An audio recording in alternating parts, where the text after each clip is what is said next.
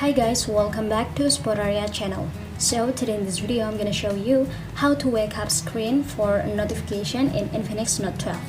But before you continue this video, as always, I hope you like, comment, and subscribe to support this channel, and don't forget to hit the notifications bell.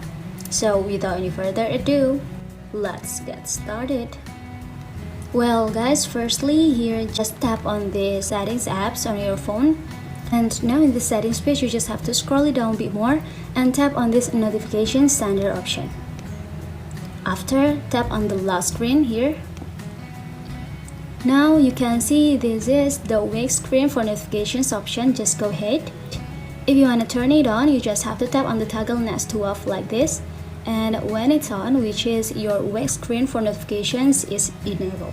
So yeah, just it. To save it, you just have to go back because it will save automatically like this. So I think it's enough. Thanks for watching this video guys. I hope this video will help you. Don't forget to leave your comment in the column below. I'll see you soon on the next one, and good luck.